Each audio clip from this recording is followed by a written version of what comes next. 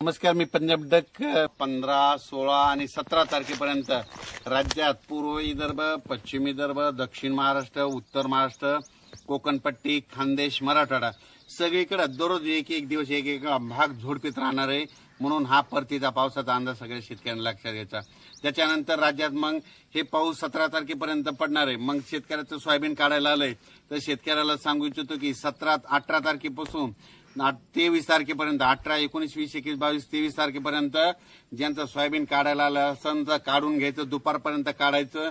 वाळलं की लगेच वळे लावून टाकायचे. असं केलं तर तुमची सोयाबीन हाताला लागेल, नसता हाताला लागणार नाहीत. म्हणून हे अंदाज लक्षात घ्यायचा. म्हणून काय करायचं, 24 तारखेपर्यंत तुम्ही तुमच्या सोयाबीन ज्यांची आली त्याची काढून वळे लावून झाकून ठेवायची तयारी ठेवा. त्याच्यानंतर मग राज्यात परत कधी पाऊस येणार आहे तर राज्यात परत सांगू इच्छितो की 24 सप्टेंबर, 25, 26, 27 आणि 28 सप्टेंबर दरम्यान परत राज्यात आता जसा मुसळधार पाऊस पडायला आहे तसा पाऊस पडणार आहे. म्हणून हा अंदाज लक्षात घ्यायचा.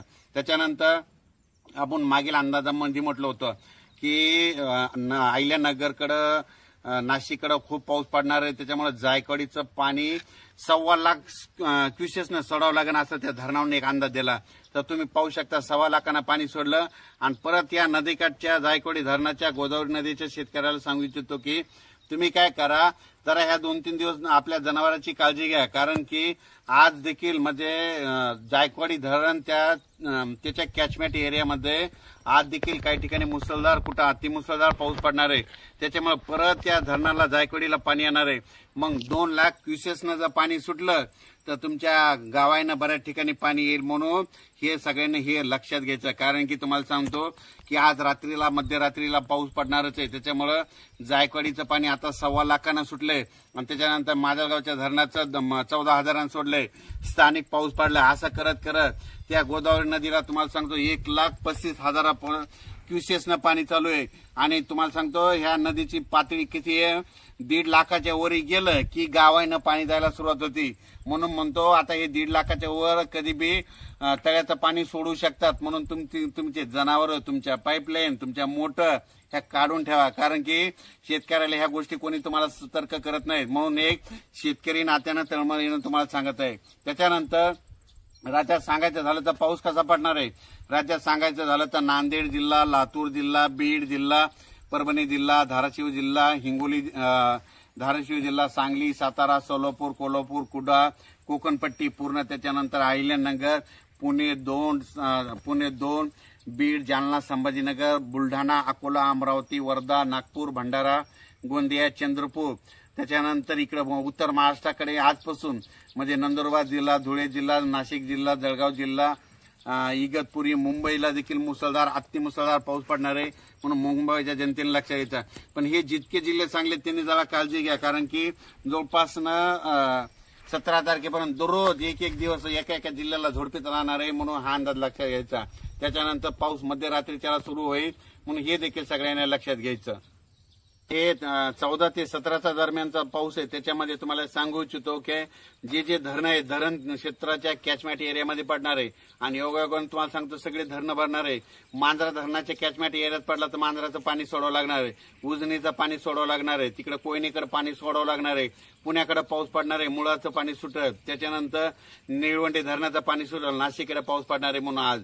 त्याच्यानंतर भंडारा धरणाचं पाणी सोडावं लागणार आहे. गंगापूर धरणाचं पाणी सुटल. नाशिककडले छोटे मोठे जे स्वयंचलित दरवाजे ते आपण धरणं ते ओव्हरफ्लो होते.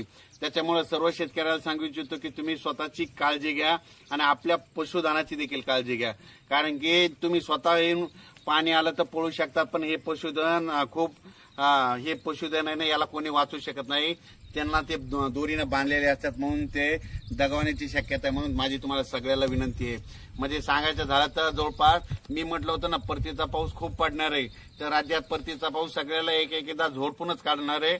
म्हणून हा अंदाज लक्षात द्यायचा. म्हणजे सांगायचं झालं तर तुम्हाला सांगतो योगायोगाने मी आता विदर्भामध्ये आलेला. इथं सोयाबीनचा कार्यक्रम, पीक प्रात्यक्षिक म्हणजे सोयाबीन पाहणी कार्यक्रम होता. आणि योगायोगाने काय झालं, चिखलानं सगळे बूट भरले होते. म्हणून या ठिकाणी पाणी घेता येईल. म्हणजे इतकं पाणी ह्या इकडं वरती आलंय. तर तुम्हाला सांगू इच्छितो इतका एक्सेस पाऊस झालाय. आणि काल देखील तुम्हाला सांगतो तर मी म्हटलं होतं ना, बालम टाकडी, त्याच्यानंतर बालम टाकळी नगर जिल्ह्यामध्ये पैठण या परिसरामध्ये खूप मुसळधार पाऊस पडत तर तिकडे सगळ्या मुसळधार पडला आणि ज्या ठिकाणी एका विहिरीचं पूजन केलं तर तिथलं एक तळ कोरडं होतं. मी म्हटलं होतं याचं पूजन करायलाच येईन. आता इथून मी नागपूरहून गेल्याच्या नंतर त्या ठिकाणी पूजन करायला जाणार आहे, तिथून देखील तुम्हाला परत एक अंदाज जाणार आहे. तर मी त्या शेतकऱ्याला म्हणलं होतं काही चिंता करू नका, तुम्हाला तळ्यामध्ये पाणी आहे आणि ते योगायोगानं तळ देखील भरलं. तुम्हाला सांगू इच्छितो की बालन टाकळी ढोकेश्वर राहता पैठण त्या परिसरामध्ये म्हणजे नगर जिल्ह्यामध्ये इतका पाऊस पडला की त्यांना समाधानकारक झाला. मी म्हटलं होतं ना जिथं वंचित भाग आहे त्या सगळ्या वंचित भागाला पाऊस पडणार आहे म्हणून हे अंदाज सांगितला होता. आणि आणखीन देखील ह्या 4 दिवसामध्ये ज्या ठिकाणी पाऊस अद्यापही पडलेला नाही तिथे सगळ्या वडे नाले वाहतील म्हणून हे अंदाज सगळ्यांनी लक्षात घ्यायचा. धुळे कन्नड या परिसरात देखील जळगाव कन्नड पुन्हा त्याच्यानंतर येरूळ अजिंठा त्या परिसरात बी चांगला पाऊस पडणार आहे. बुलढाणा जिल्ह्यात देखील पडणार आहे. तर हे अंदाज लक्षात येतात. आणि आणखीन देखील 4 दिवस विदर्भ मराठवाडा पश्चिम महाराष्ट्र उत्तर महाराष्ट्र कोकणपट्टी खानदेश सगळीकडे दररोज एक जिल्ह्यात पाऊस पडणार आहे म्हणून हा अंदाज लक्षात यायचा. अचानक वातावरणात बदल झाला तर लगेच एक मेसेज दिला जाईल. धन्यवाद.